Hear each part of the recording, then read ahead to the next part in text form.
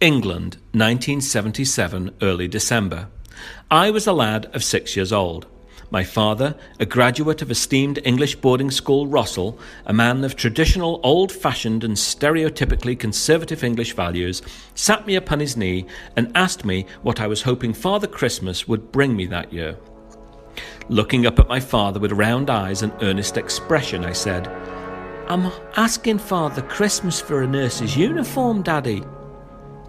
My father's initial reaction was a look of abject horror, before he decided that he had obviously misheard and adopted a more inquisitive expression. "Do you mean a doctor's outfit, son?" "No, Daddy, a uniform, what the nurses wear when you go to hospital," I replied. I learned in later years, much to my amusement, that my father had been greatly concerned at the time, and that my mother had reassured him that the best course of action was not make a fuss, and he'll probably grow out of it.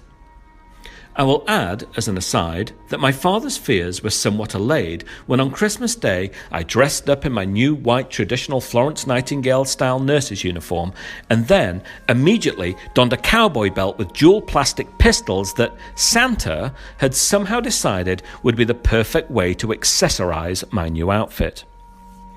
I wonder what Dad would think of the irony today if he knew that I was enrolled in nursing school and enjoying every minute of it. Although, in my defence, Dad, it has nothing to do with cross-dressing. Well, as long as you don't count Thursday nights. But hey, anyway, perhaps this type of prevailing attitude of the time was the reason why, although my two siblings went into healthcare and medicine, following in the footsteps of our mother, our grandfather, our great-grandfather and uncles, I decided to buck the trend and go into financial services. After all, this was 1980s Northern England, where men were expected to be men and not supposed to be nurturing or caregivers, where we played rugby on frozen fields and were not expected to complain if we got injured or broke a few bones here and there. Speaking of the 80s, what a simpler time to grow up in.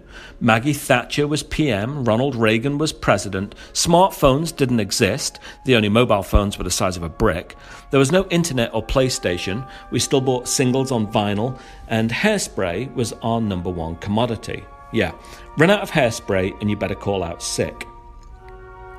This certainly impacts the type of communicator that I am today.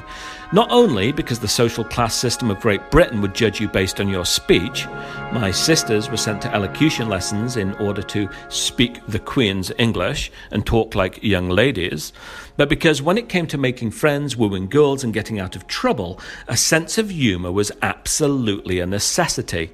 After all, this is the country where police officers don't carry guns, yet are armed instead with absolutely deadly sarcasm. Now, given the whole hairspray, bleached hair, rolled up sleeves and bangles situation, you can imagine that bullying was an issue at school. In fact, if you were the extrovert kid I was in high school, then you better have one of three things: fast feet, big fists, or a pretty good sense of humour and the ability to talk your way out of a bind. I wasn't so blessed with the first one, so relied far more on the second and third. In fact, through all the ups and downs of life, I've found that being able to communicate with others and to see the funny side of life are probably the best endowments that you can receive. Also, back then, with no social media or texting, we actually met up with our mates, or we called them on a phone, which meant that we also used real words, and LOL, ROFL, OMG, OMW, and ROFMFOA were simply not part of our lexicon. As much as I love my iPhone today, and you'd need to rip it out of my cold, dead hands, I must admit to occasionally being a bit of a language snob and consciously attempting to avoid acronyms and the disintegration of the English language.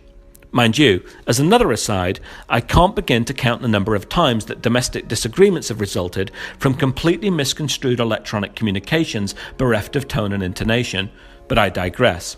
So, to stay on topic, I can certainly say that age and geography play a large part in how I communicate today. From a career perspective, I've spent 2 decades in the financial services industry, starting out as a stockbroker and financial advisor, and later going on into project management and compliance and risk management, where communication, of course, is very precise and formal. Obviously, this doesn't sound much like me to those that know me, which is why I probably ended up becoming VP of Communications, where I focused more on marketing, internal branding, and creative communication, where expression and the ability to grab the attention of the target audience was more important, as well as a lot more enjoyable.